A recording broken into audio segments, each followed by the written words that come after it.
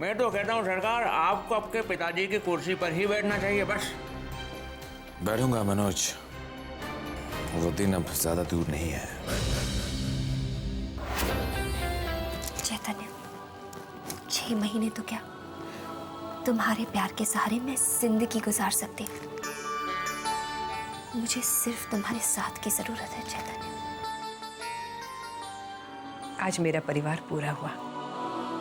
अनुपमा, तुम इस घर की बड़ी बहू हो। बड़ी बहू होने के नाते तुम्हारी कुछ जिम्मेदारियां हैं और कुछ अधिकार भी हैं। इस घर की और तिजोरी की चाबियां संभालना तुम्हारा अधिकार है।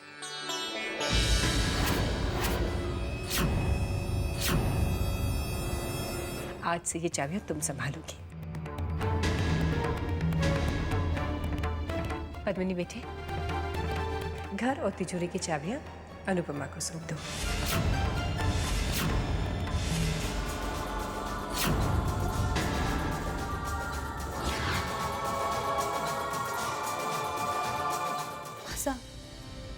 ये चाबियां, हमसे कोई गलती हो गई है? नहीं बेटे, तुम ऐसा क्यों सोचती हो? तुम तो अच्छी तरह से जानते हो, इस खानदान की परंपरा यह है कि चाबियां हमेशा बड़ी बहू संभालती है। आज तक के इस घर में बड़ी बहू थी ही नहीं, तो तुम संभाल रही थी। अब जब अनुपमा आ गई है, तो उसे उसकी जिम्मेदारी सौंप दो ना। माँ, ये चाबियां पद्मिनी के पास ही रहने दीजिए। नहीं अनुपमा, पद्मिनी अच्छी तरह से समझती है इस खानदान की परंपराएं क्या है ना पद्मिनी? चलो बेटे, तुम खुद अपने हाथों से ये चाबियां अनुपमा को सौंपो।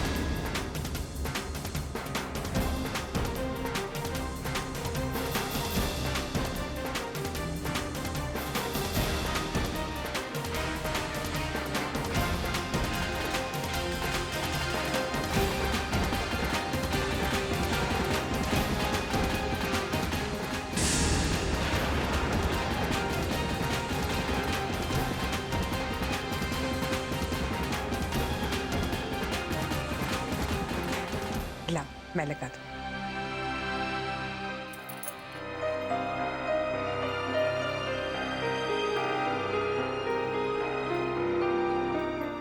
बहू, ये चाबियां संभालना तुम्हारा अधिकार है।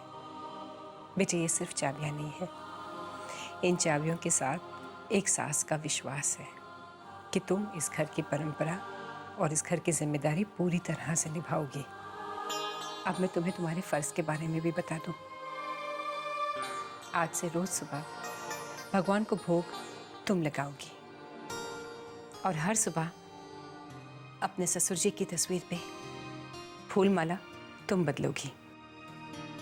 ये तुम्हारे फर्ज हैं और मुझे विश्वास है कि तुम अपनी जिम्मेदारियां खूब निभाओगी और मेरे विश्वास का मान रखोगी, है ना?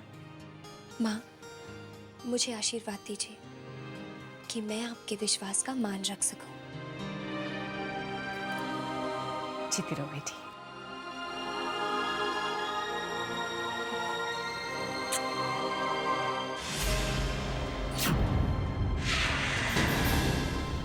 हमारा इतना अपमान, हमारे हाथ की चाबियां उस अनाथ की बीवी को दे दी गई।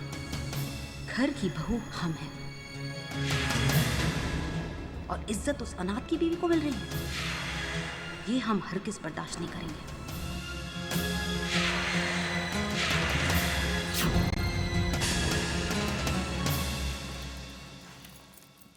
चैतन्य, देखो ना, माँ ने आज मुझे कितनी बड़ी जिम्मेदारी दी है। भाई वाह, माँ ने तो आपको मालकिनी बना दी। अब क्या है ना मालकिन, वो इस नाचीज से अगर जाने अनजाने कभी कोई गलती हो जाए तो डांटिएगा मत। वो क्या है ना कि मैं अपनी नई नवेली पत्नी का इकलौता पति। हाँ हाँ, सोचेंगे। सोचेंगे? हाँ, अच्छा, जरा मैं भी तो सुनूं क्या।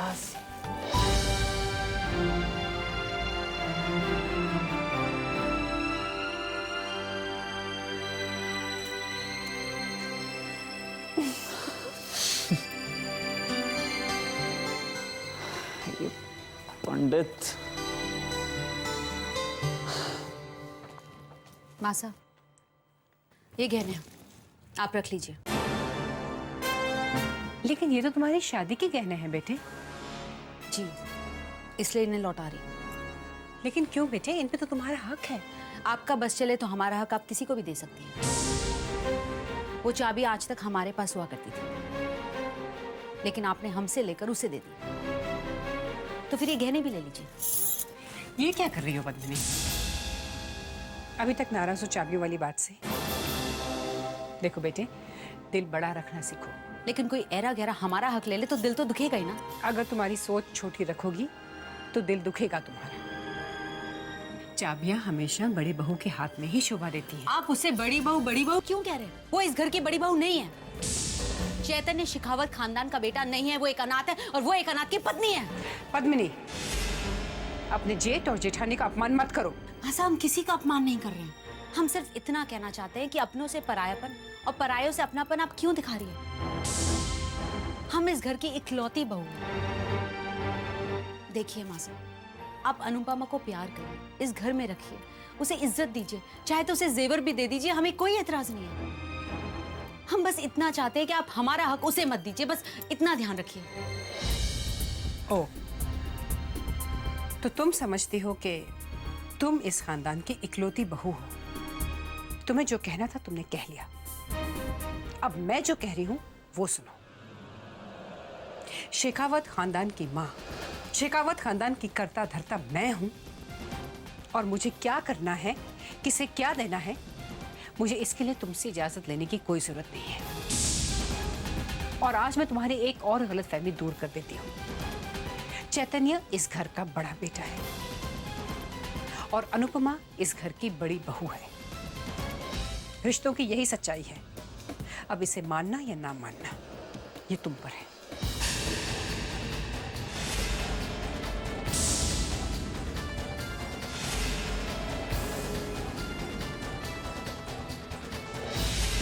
चैतन्य इस घर का बड़ा बेटा है और अनुपमा इस घर की बड़ी बहू है। इस घर की बड़ी। बाईसा, नीचे बनिए की दुकान से महीने का राशन आया। अब अपनी कमर से चाबियां निकालिए और उसका हिसाब कर दीजिए।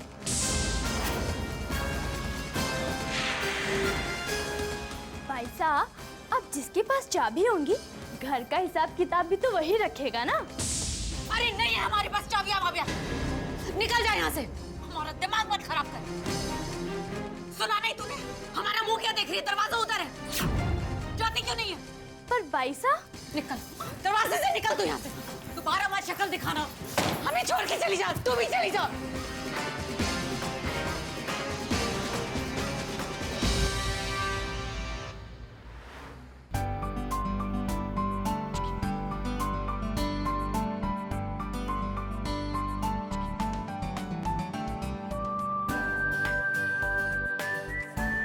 आओ बेटे, ऑफिस तो तुमने देख ही ली और ये है तुम्हारा कैबिन।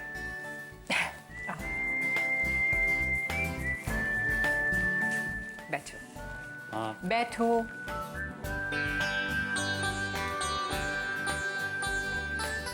मैं जानती हूँ तुम पूरी मेहनत और लगन से ये ऑफिस संभालोगे।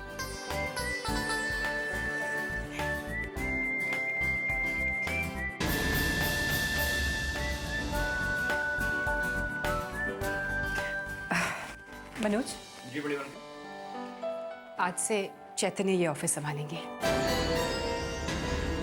और फैक्ट्री का हिसाब किताब भी चैतन्य ही देखेंगे। मैं उम्मीद करती हूँ कि जिस तरह से आपने हमेशा इंद्रजीत का साथ दिया है, आप मेरे बड़े बेटे का भी साथ देंगे। जी मालकिन। मुझे शिकायत का मौका नहीं मिलना चाहिए। जी नहीं। बैठो बेटे।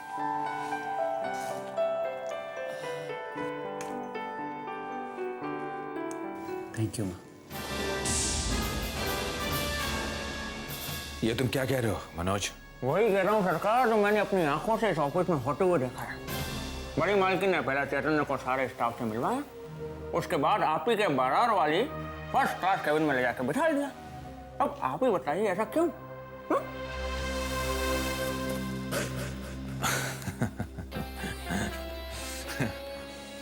हाँ, क्यों नहीं?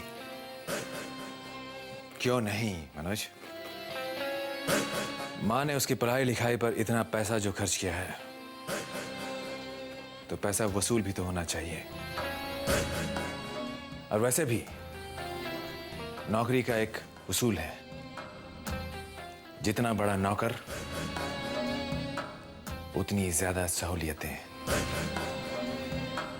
फिर भी नौकर नौकर होता है और मालिक मालिक होता है। हाँ, वो तो आप ठीक कह रहे हैं, पर क्या आपको नहीं लगता कि बड़ी मालकिन चेतन पर कुछ ज्यादा ही मेहरबान है? अब देखिए, पहले दिन ही ऑफिस में इतनी इज्जत, इतनी जिम्मेदारियां, और एक अलग से केबिन। ये सब कुछ यूं ही नहीं होता मालिक।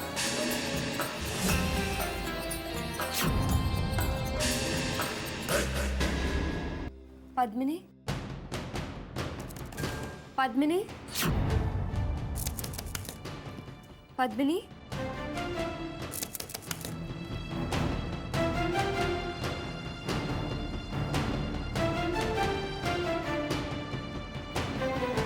पद्मिनी, मैं कब से दरवाजा खटखटा रही हूँ। तबीयत तो ठीक है ना तुम्हारी? क्यों, खराब लग रही है हमारी तबीयत? वैसे तुम घबरा क्यों रही थी? तुम्हें क्या लगा कि पद्मिनी दरवाजा नहीं खोल रही है तो पद्मिनी ने आत्महत्या कर ली?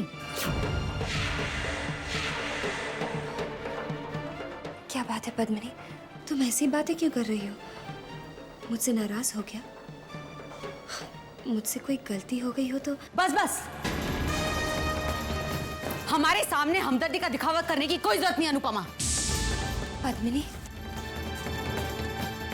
दिखावा? ये तुम ज्यादा भोली बनने का नाटक मत करो। पहले तुम हमें चोट पहुंचाती हो, उसके बाद मलहम लगाने आ जाती हो। हमारा हक छीनकर हमसे मीठी मीठी बातें करने आ गई हो। पद्मिनी, बस बस, ज्यादा सफाई पेश करने की जरूरत नहीं है, क्योंकि हम अच्छी तरह से जानते हैं कि तुम्हारे दिल में क्या है।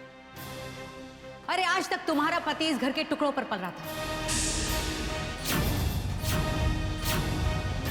हमने कोई शिकायत नहीं की। हमने सोचा कि मासा ने एक अनाथ को सहारा दिया तो क्या हुआ? इतना दान पुण्य तो शेखावत खानदान कर ही देता है। थोड़ी सी खैरात उस अनाथ को दे भी दी तो क्या हुआ? और वैसे भी समंदर में से चिड़िया चोंच में अगर थोड़ा सा पानी भर भी लेती है तो समंदर का पानी कम तो नहीं हो जाता ना। चैतन्य की शादी हुई तो हमने ये सोचा कि तुम भी उस अनाथ की तरह इस घर के टुकड़ों में खुश रहोगे। तुम्हारे इरादे तो कुछ ज्यादा ही बुलंद निकले, लेकिन तुम्हारी नजर तो सीधा हमारी कमर पर लटकती हुई चाबियों पर जा पड़ी। ये तो वही बात हो गई कि आग लेने आई थी और घर की मालकिन ही बन बैठी। बड़ी बहू मिल गई ठंडक, हमसे हमारी चाबियां छीनकर। अनुपमा, निकल जाओ यहां से, निकल जाओ यहां से।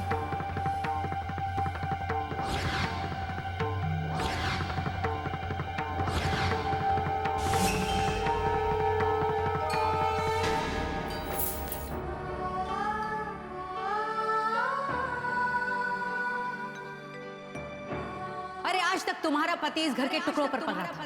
हमने कोई शिकायत नहीं की। हमने कोई शिकायत नहीं की।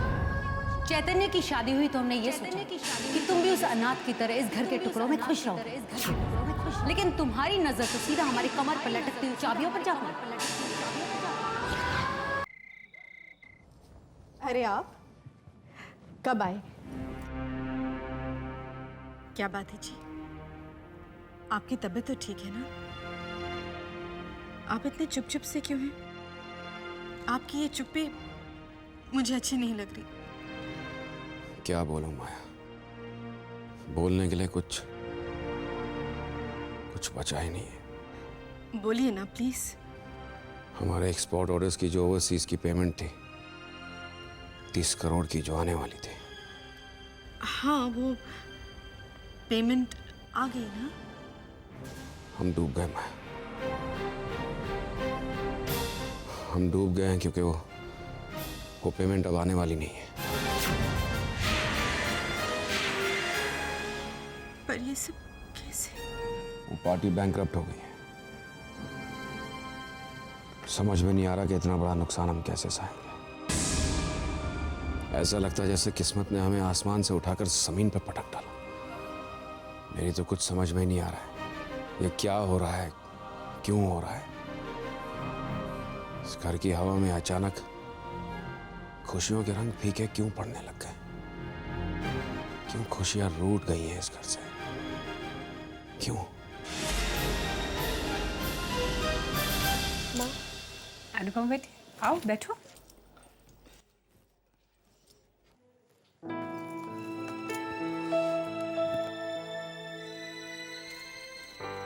कुछ कहना चाहती हो? माँ वो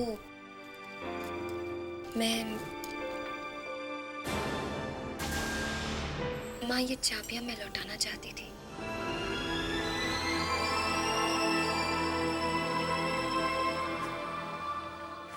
बेटी तुम जानती हो कि ये सिर्फ चाबियां नहीं है, ये एक जिम्मेदारी है जो मैंने तुम्हें सौंपी है। हाँ माँ जानती हूँ, पर देखो बेटी, मैं इस घर में बड़ी हूँ, किसे क्या देना है ये फैसला करने का हक सिर्फ मेरा है। तुम कभी भी अपने दिल पे ये बोझ मत रखना कि मैंने किसी का हक छीन कर तुम्हें ये चाबियां दी हैं। तुम इस घर की बड़ी बहू हो और ये चाबियां संभालने का हक सिर्फ तुम्हारा है। बच्चे कभी कभी अपनी नादानी में ये सोच लेते हैं कि उनके साथ नाइंसाफी हुई है, लेकिन मैं एक माँ हूँ और माँ का दिल कभी भी अपने बच्चों के साथ नाइंसाफी कर ही नहीं सकता। माँ लेकिन बस अब और मैं कुछ नहीं सुनना चाहती इन चाबियों के बारे में। ये चाबियां तुम्हें सौंपना मेरी खुशी है, मेरी मर्जी है और मेरी आज्ञा है। इन्हें मेरा प्यार भरा आशीर्वाद समझ के रख लो बेटी।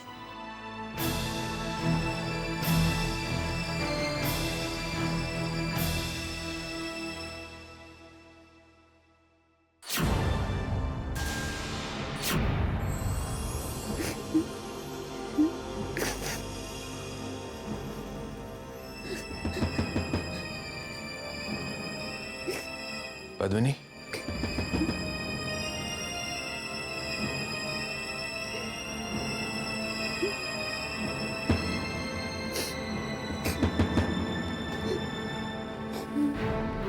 पद्मिनी, क्या हुआ तुम्हें? हम इस घर की बहू है, लेकिन जब हमारा हक छीन कर उस अनाथ की पत्नी अनुपमा को दे दिया जाएगा तो क्या दिल दुखेगा नहीं क्या?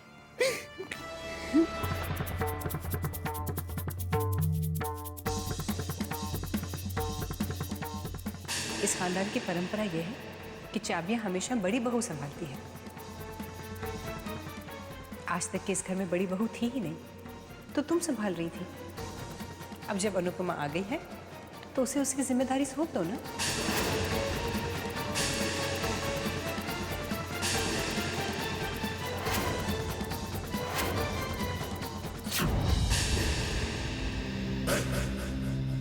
हर बात की एक हद होती है, लेकिन ये नहीं, ये बात मैं बर्दाश्त नहीं करूंगा। माँ ने वो खानदानी 9 लाख का हार उठाकर उसे खैरात में दे दिया। मैंने कुछ नहीं कहा, चुप रहा। मैं अभी जाकर माँ से पूछता हूं कि इस घर में ये तमाशा क्या हो रहा है।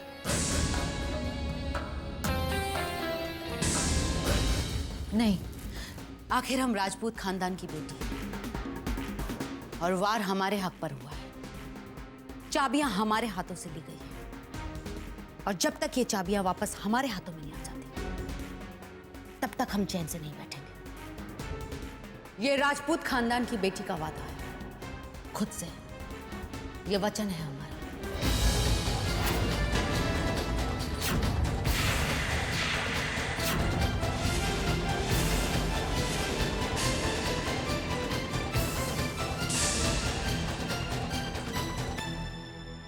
मिलने वाला तुम्हारी देवरानी पद्मिनी, उसमें तुम्हें एक बहुत अच्छी सहेली मिलेगी। अरे आज तक तुम्हारा पति इस घर के टुकड़ों पर पल रहा था, हमने कोई शिकायत नहीं की। हमने सोचा कि मासा ने एक अनाथ को सहारा दिया तो क्या हुआ? मेरा छोटा भाई इंद्रजीत तुम्हें वीर की कमी कभी होने नहीं देगा।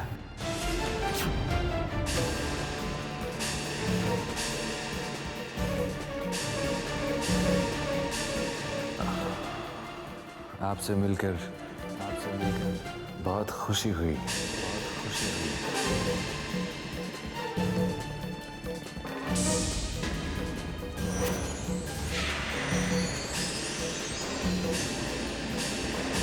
आज पद्मिनी ने जो भी कड़वी बातें कही, इसके बारे में चैतन्य को कुछ पता नहीं चलना चाहिए, नहीं तो चैतन्य के दिल को बहुत ठेस पहुंचेगी।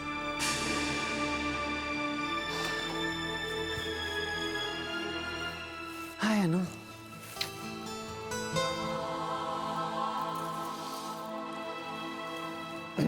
क्या बात, आज मेरी अनु थोड़ी परेशान और उदास दिख रही है? नहीं तो या तो फिर काफी थक गई होगी। अब इतनी बड़ी जिम्मेदारियां मिली हैं, इतनी भारी भरकम चाबी दी गई है आपको, तो जी नहीं, घर का काम करती कहाँ हूँ मैं, सारा काम तो नौकर करते हैं, मैं तो बस मालकिन बनकर ऑर्डर करती हूँ।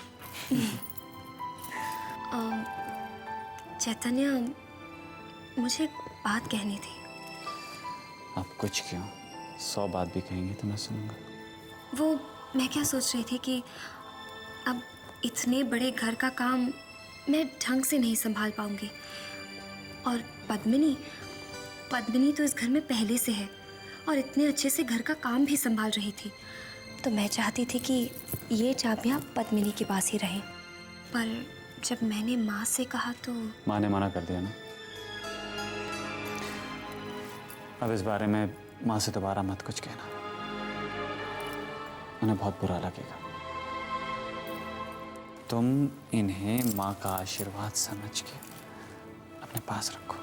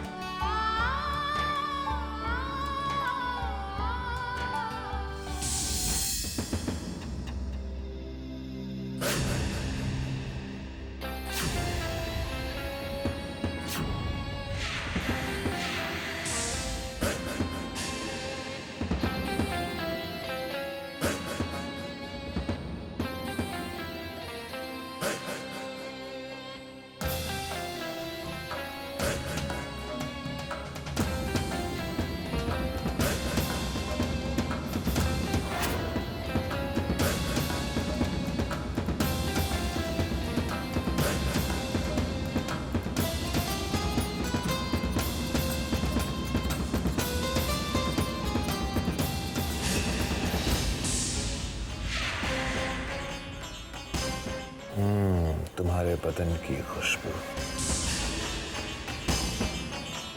जानती हो फूलों की महक को भी फीकी कर देती है।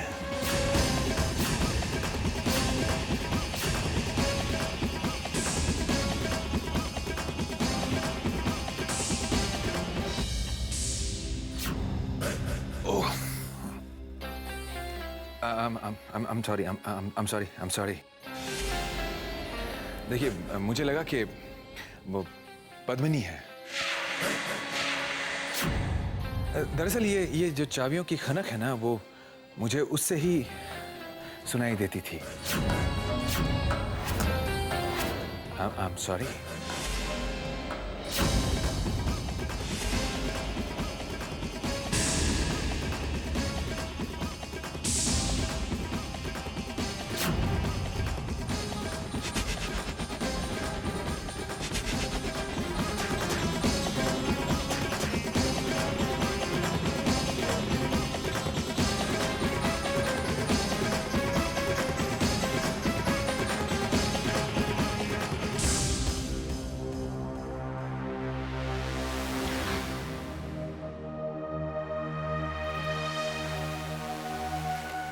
Sweetheart. Good morning.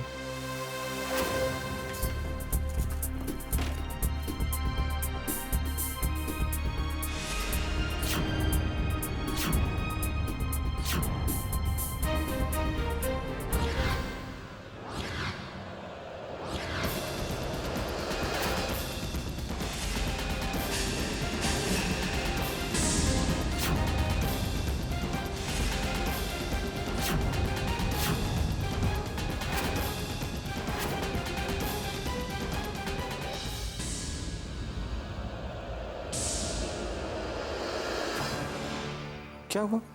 तुम डर गई?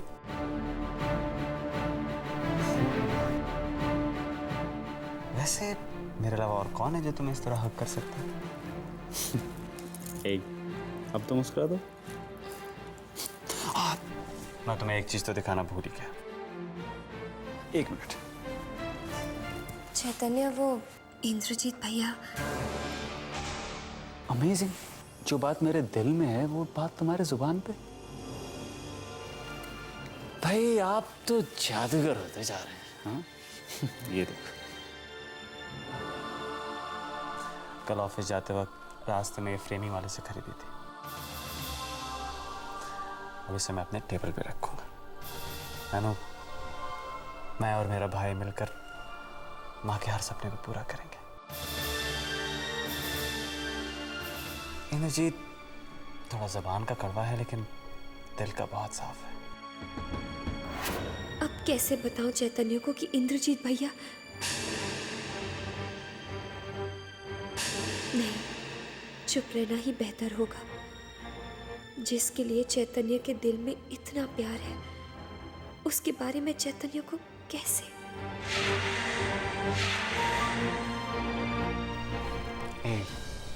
नाराज हो? कहीं तुम ये तो नहीं सोच रही हो कि अपनी नई नवेली दुल्हन को मैं कम इम्पोर्टेंस देने लग गया हूँ? हाँ, मैं तुम्हें एक चीज दिखाता हूँ।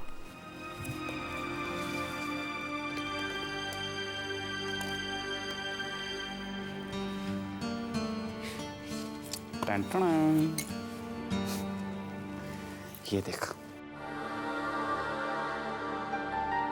तुम्हें तो हर पल मेरी नजरों के सामने रहना है।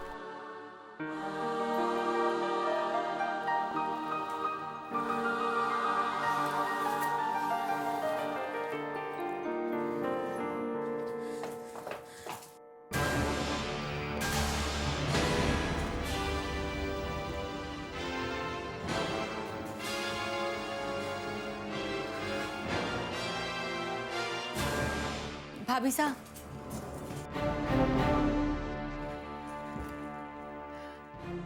देखिए, हम आपसे सिर्फ इतना कहना चाहते हैं कि कल जो कुछ भी हुआ उसके लिए हम बहुत शर्मिंदा हैं।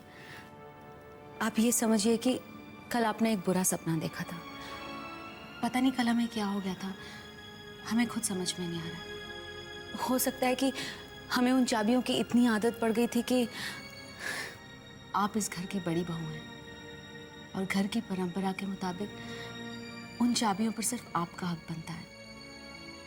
मासा ने आपको चाबियां देकर तो सिर्फ अपना फर्ज अदा किया है, इसलिए हमें भी एक अच्छी बहू की तरह उनका मान रखकर अपना फर्ज अदा करना चाहिए।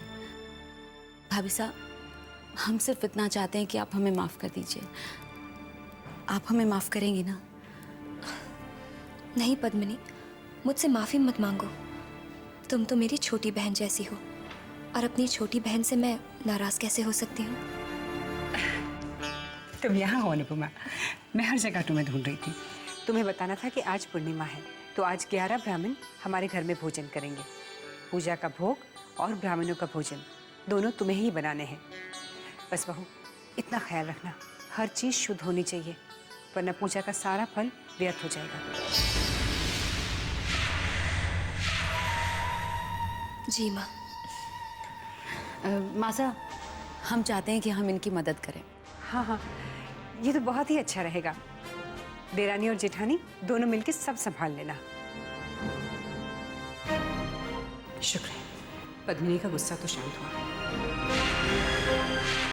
माया पुत्र, देख तो सही कौन आए हैं। नमस्ते नमस्ते। बैठो जी, ये तो हमारा सौभाग्य है कि हम आपके चुनर हैं।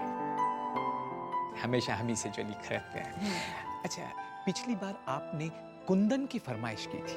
हाँ। एकदम नया डिजाइन आया है जयपुर से।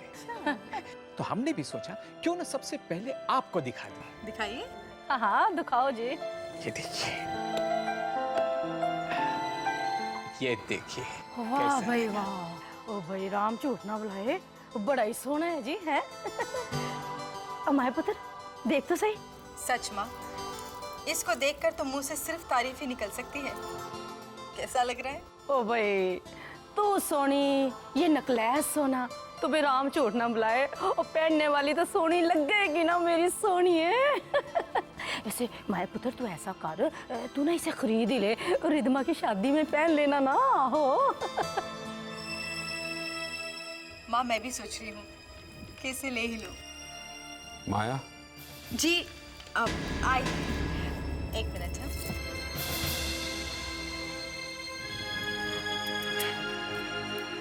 सुनिए जी, ये देखिए कैसा लग रहा है, अच्छा है ना? मैं सोच रही थी कि माया, मुझे तुम्हें ये कहते हुए अच्छा नहीं लग रहा है, लेकिन मैं क्या करूं, मजबूर हूं। तुम तो जानती हो बिजनेस में हम लोगों ने कितनी बड़ी चोट खाई है। मैं चाहकर भी तुम्हें नेकलेस नहीं। माया, तुमने हर दुख में, हर तकलीफ में मेरा साथ दिया है। इस मुश्किल घड़ी में भी। ये आप कैसी बातें कर रहे हैं? क्या आपकी परेशानी मेरी परेशानी नहीं? अगर इस मुश्किल के वक्त हम एक दूसरे का साथ नहीं देंगे तो कैसे चलेगा?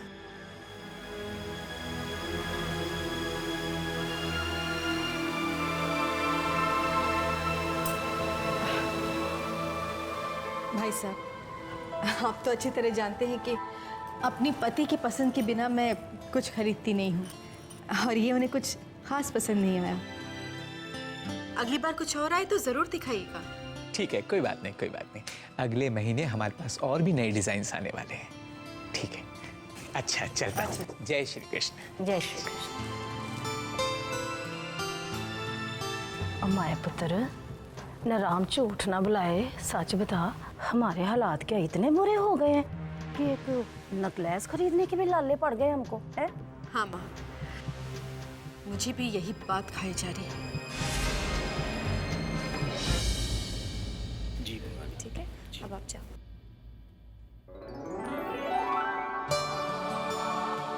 आप अभी तक ऑफिस नहीं गए? आप ऑफिस जाइए। पता है आज मुझे कितना काम है। आज ब्राह्मण घर पर आ रहे हैं भोजन के लिए, और भोग और प्रसाद बनाने की जिम्मेदारी माँ ने मुझे दी है। चैतन्य छोड़ो, कोई देख लेगा। So what? अपनी बीवी का हाथ पकड़ रहा हूँ, किसी और का नहीं।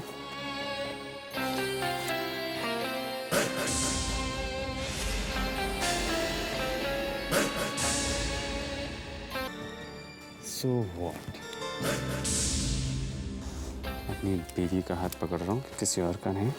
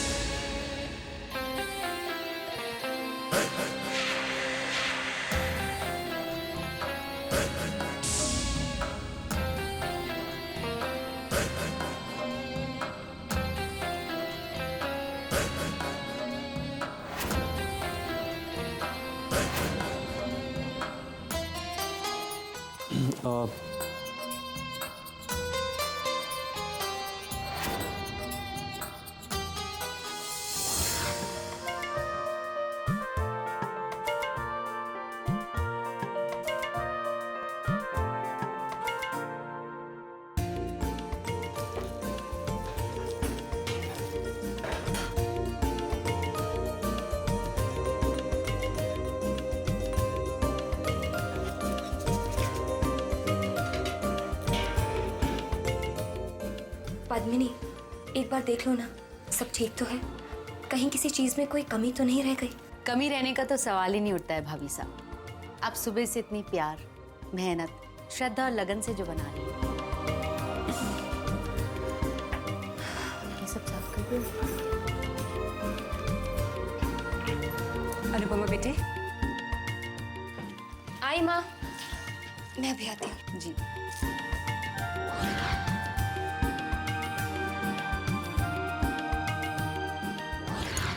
आइए पंडित जी।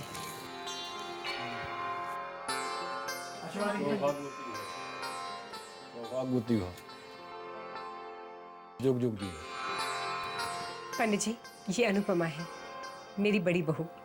जब से इसके कदम मेरे घर में पड़े हैं, हमारे तो बस भाग्य ही खुल गए। आज का भोग और प्रसाद भी इसी ने अपने हाथों से बनाया है। आइए।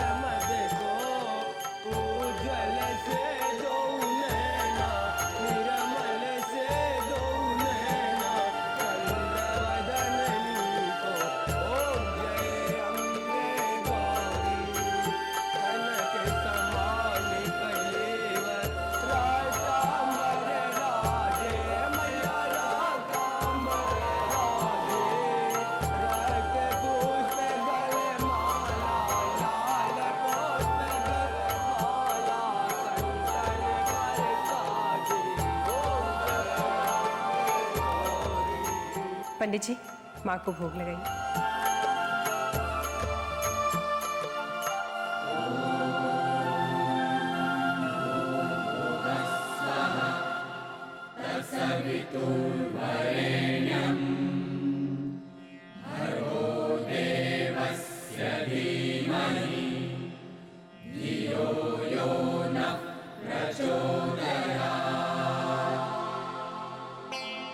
आप सब विराजिए, मैं भोजन लगवाती हूँ।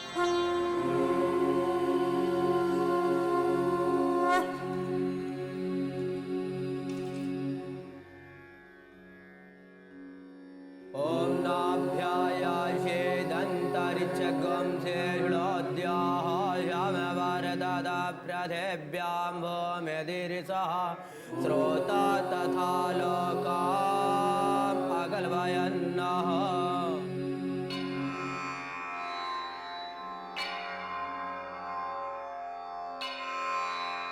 पंडित जी, भोजन आरंभ कीजिए।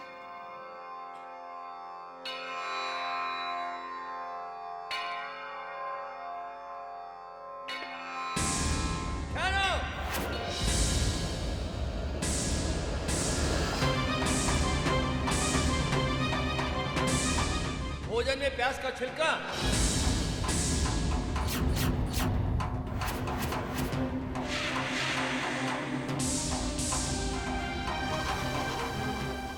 ये क्या शारदा देवी, इतना बड़ा अनर्थ? अगर हमने ये अन्न खा लिया होता तो हमारा धर्म भ्रष्ट हो जाता।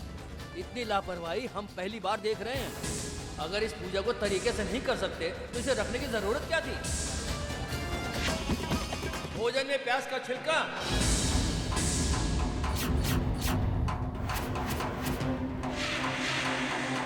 शारदा देवी, हम आपके यहाँ पिछले 30 वर्षों से पूर्णिमा के दिन भोजन करते आ रहे हैं, मगर ऐसा आज तक नहीं हुआ। आपने अशुद्ध भोजन परोसकर हमारा अपमान किया है। हम आपकी भक्ति और श्रद्धा के कारण ही अपने क्रोध पर अंकुश लगा के बैठे हैं, अन्यथा अब तक हमारे मुंह से आपके परिवार के लिए श्राप निकल गया होता। श्राप निकल गया होता। चलिए सब उठिए। पंडित जी, नहीं पंडित जी, आप जाइएगा मत। मैं अभी नया भोजन तैयार करवाती हूँ। आप खाए बगैर मत जाइए। पंडित जी, मुझे माफ कर दीजिए, मुझसे गलती हो गई। पंडित जी हम सबको माफ कर दीजिए। पंडित जी इसे माफ कर दीजिए। पंडित जी, हम साक्षी है कि इन्होंने कितनी श्रद्धा से आप सबके लिए भोजन बनाया था। पंडित जी, हमें लगता है कि हवा से प्याज का ये छिलका आप लोगों के भोजन में आ गया होगा। इन्हें माफ कर दीजिए। इस त्रुटि की क्षमा नहीं मिलेगी।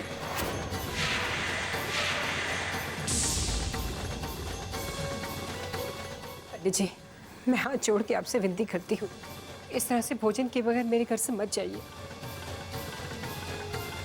शारदा देवी जी 30 सालों में पहली बार यहाँ से ब्राह्मण भूखे जा रहे हैं। उसका कारण है आपकी बहू की नादानी।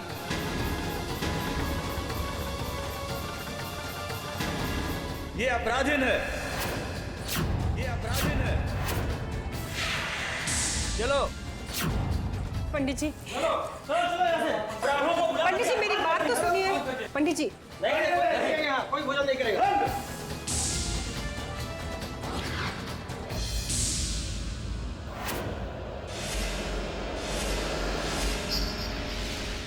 लो, देख लिया माँ साहब, आपकी बड़ी और लाडली बहू तो अपनी पहली जिम्मेदारी ही नहीं संभाल पाई।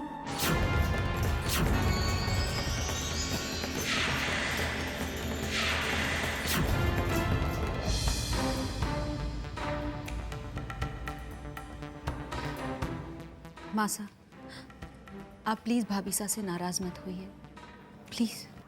अब जो होना था सो हो गया, अब हम कर भी क्या सकते हैं।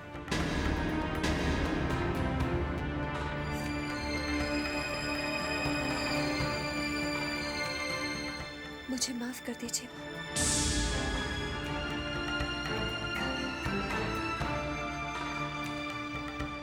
30 साल में पहली बार ब्राह्मण मेरे घर से बिना भोजन किए गए हैं। मुझे तुमसे इतनी लापरवाही की उम्मीद नहीं थी अनुपमा।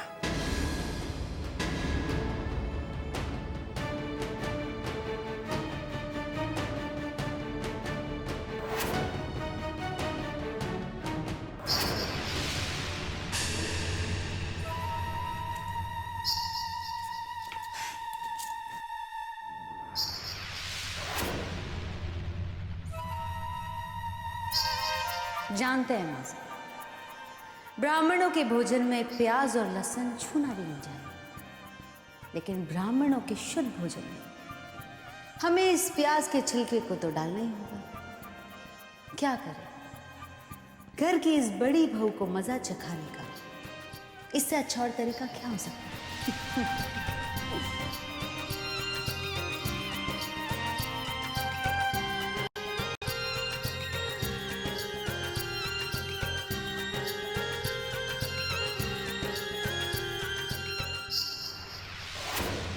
भाभी साहब, अब आपका क्या होगा?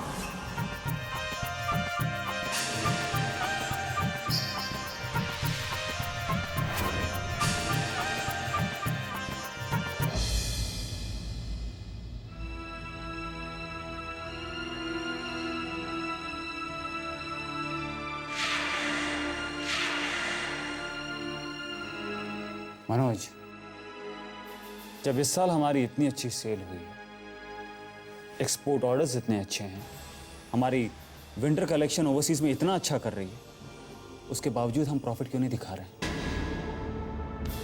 और हर हफ्ते जो लाखों रुपए निकाले गए हैं, इसके कोई डिटेल्स यहाँ नहीं है। ये पैसे क्यों निकाले गए हैं, किस लिए निकाले गए हैं, ये बताने की आप तकलीफ करेंगे मुझे? जी सर, वो एक्चुअली व्हाट? अगर इस बात का जवाब अभी आपके पास नहीं है तो कल सुबह 10 बजे तक मुझे सारे डिटेल्स चाहिए कि ये पैसे कहाँ, क्यों, किस लिए यूज किए गए। Is that clear? Yes sir. कल सुबह 10 बजे तक, first thing in the morning. Okay sir. You can go now.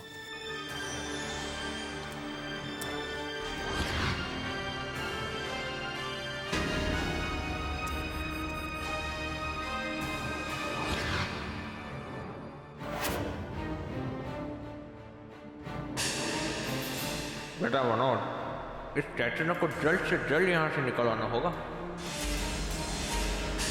वरना इंटरनेट की पोल खुली सो खुली, तेरी भी पोल खुल जाएगी, जिसके बारे में इंटरनेट को भी नहीं खबर।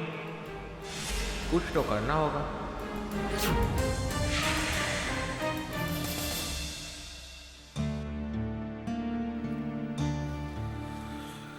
हाँ मनोज, मैं अभी तुम्हें ही बुलाने वाला था।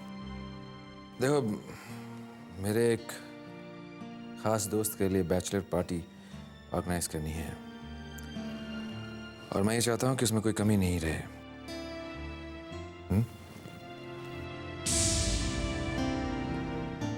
क्या बात, तुम्हारा मुंह क्यों उतरा हुआ? किसी ने तुमसे कुछ कहा क्या? कहा नहीं है सरकार, पूछा है, हमसे हिसाब किताब पूछा गया है। आप तो कह रहे थे वो चेतन ने इस कंपनी का नौकर है, मगर वो तो मालिकों के जैसे सवाल जवाब कर रहा है। अरे वो तो हिसाब किताब मांग रहा है हमसे।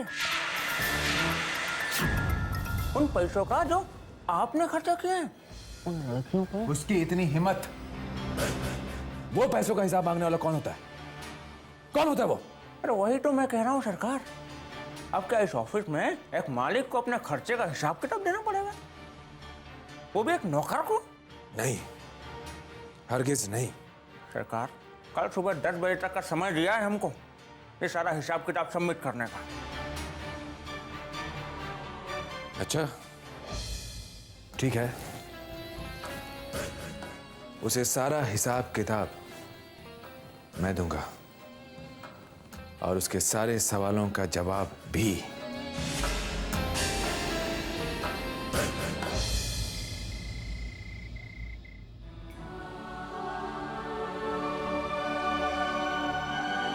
शारदा देवी जी 30 सालों में पहली बार यहाँ से ब्राह्मण भूखे जा रहे हैं। उसका कारण है आपकी बहू की नादानी। ये अपराधीन है। मुझे तुमसे इतनी लापरवाही की उम्मीद नहीं थी अनुपमा।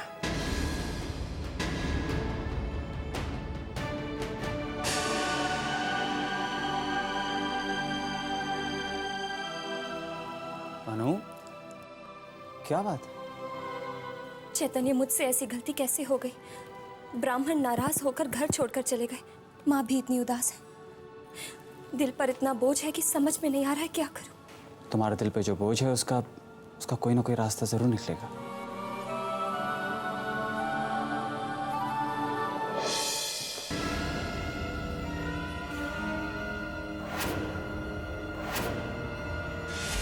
ये क्या? इतनी रात को चैतन्य अनुपमा का हाथ पकड़ के उसे कहाँ ले जा रहा है? वो भी इतनी जल्दी में। लच्छी, चुपचाप इनका पीछा करो और पता लगाओ कि आखिर ये मियाँ बीबी करने क्या जा रहे हैं। जी भाई साहब।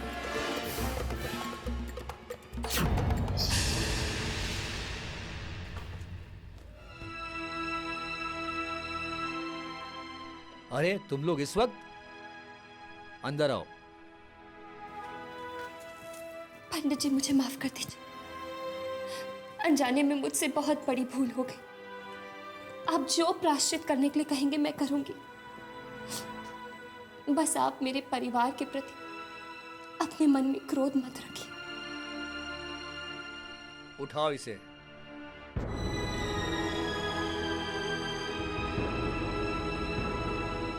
तुम्हारी आंखों में प्रायश्चित के आंसू देखकर मुझे विश्वास हो गया कि तुम्हारे इरादे नेक हैं। अगर ऐसा नहीं होता तो तुम लोग यहाँ क्षमा मांगने नहीं आते। कल मध्याह्न के समय शिवलिंग की ओम नमः शिवाय कहते हुए 108 बार परिक्रमा करना, तो दोष मुक्त हो जाओगे। जी पंडित जी। परंतु ये बात किसी को पता ना चले, क्योंकि प्रायश्चित और दान गुप्त ही श्रेष्ठ माने जाते हैं, तभी फल की प्राप्ति होती है। जी, मैं किसी को नहीं बताऊंगी। तथास्तु।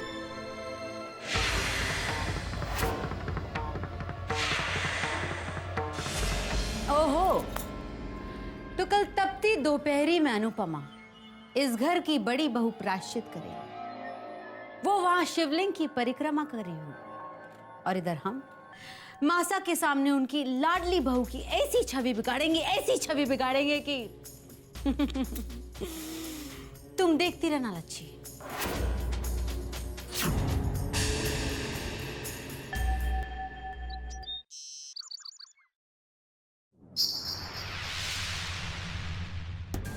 मासा,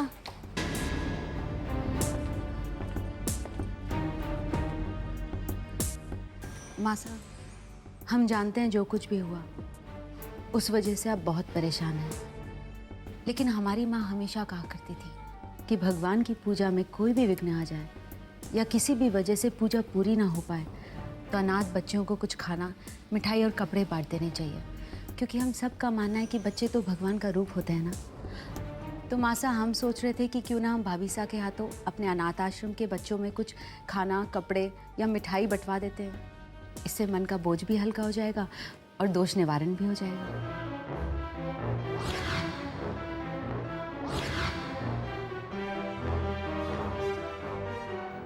तुम ठीक कह रही हो।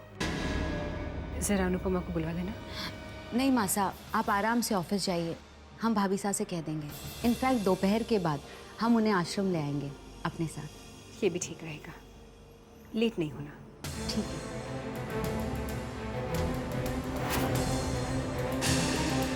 कैसे आएगी अनुपमा? वो तो मंदिर गई है ना, और वहां से जल्दी आने वाली नहीं। चलो आज तमाशा देखेंगे मासा की नाराजगी का।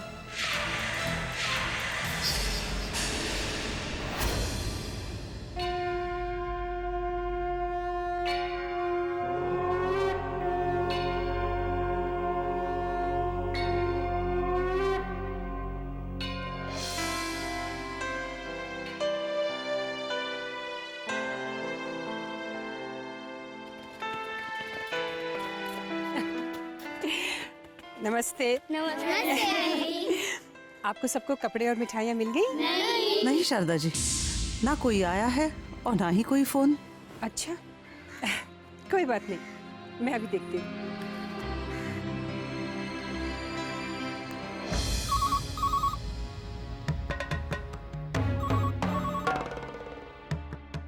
मासा का फोन होगा।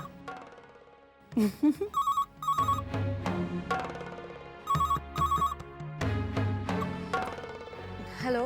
हेलो पद्मिनी, तुम लोग अभी तक घर पे क्या कर रहे हो? माँ बताओगे, ये तो नॉटी निखिल है ना?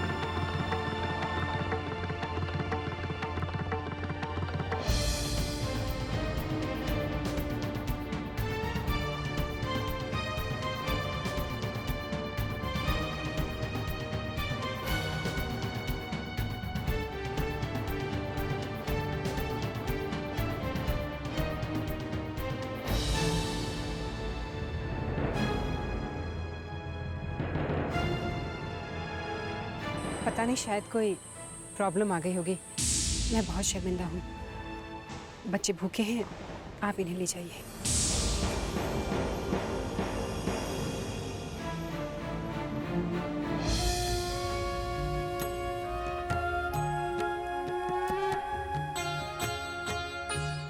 हे भगवान, मेरे इस प्रायश्चित को स्वीकार करना और मेरे परिवार को हर बुरी दृष्टि से बचाए रखना।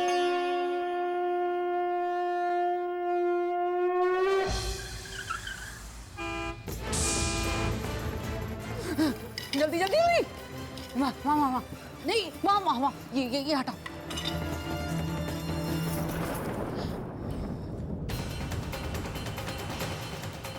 पद्मिनी, क्या हुआ? तुम लोग वहां पहुंचे क्यों नहीं? जानती हो मुझे बच्चों के सामने कितना शर्मिंदा होना पड़ा? वो मासा, बात ये है कि ये वो क्या कर रही हो? साफ साफ बताओ क्या हुआ? माफी मांगती हूँ मासा, जो बीच में बोल रही हूँ, पर इसमें हमारी बाईसा का कोई दोष नहीं। बड़ी बहुरानी सुबह से ही घर पर नहीं है, कोई कुछ भी नहीं जानता कि वो कहाँ गई है। क्या? बिना कुछ कहे, बिना कुछ बताए अनुपमा कहाँ चली गई?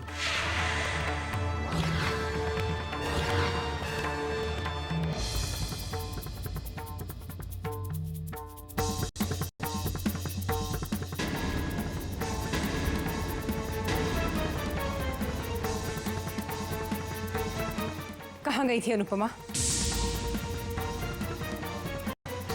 मैं पूछ रही हूँ, कहाँ गई थी तुम? यह बात किसी को पता न चले, क्योंकि प्रायश्चित और दान गुप्त ही श्रेष्ठ माने जाते हैं, तभी फल की प्राप्ति होती है। माँ साहब प्लीज भाभी साहब से नाराज मत होइए, हो सकता है भाभी साहब किसी जरूरी काम में फंस गई हो, है ना भाभी साहब? तुम्हारी इस चुप्पी का मैं क्या मतलब निकालूं अनुपमा? ये क्या हो रहा है मेरे घर में? ब्राह्मणों का अपमान हुआ मेरे घर में।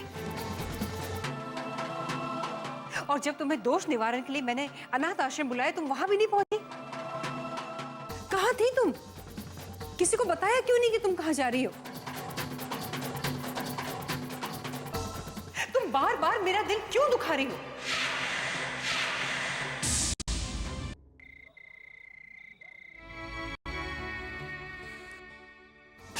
तुम बार बार मेरा दिल क्यों दुखा रही हो?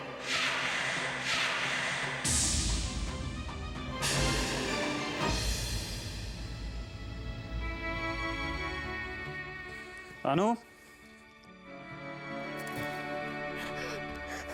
ए अनु, क्या बात है, तुम रो क्यों रही हो? चैतन्य, आज मुझसे बहुत बड़ी गलती हो गई। क्या हुआ? मैंने माँ का दिल दुखाया। लेकिन बात क्या हुई? वो आज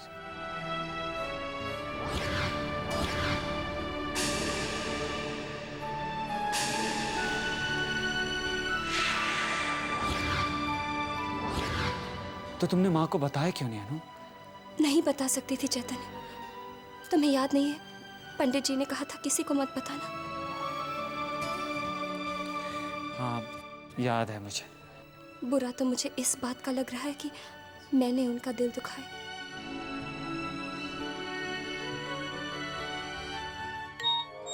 एक मिनट। हेलो, हाँ शर्मा जी बोलिए। हेलो, हाँ एक मिनट होल्ड करिए। हाँ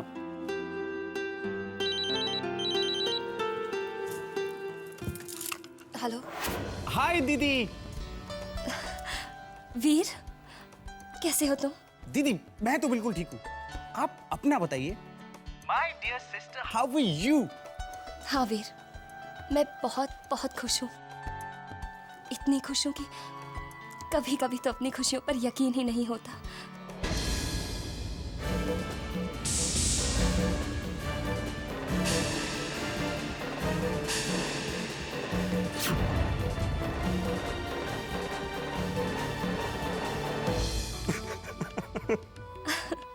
ओके, बाय दीदी, लव यू।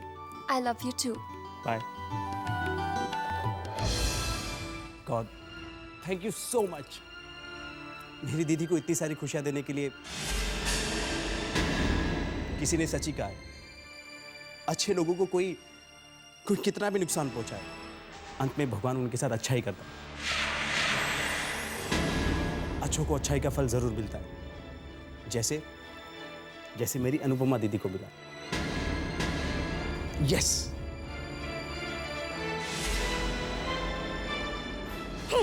और कुछ कर दिखा अपनी माया, वरना इस अनुपमा की खुशियां हमारे दिलों में आग लगा लगा के हमें जला के राख कर देंगी। राम राम राम। तुम बिल्कुल ठीक कह रही हो। कुछ ना कुछ तो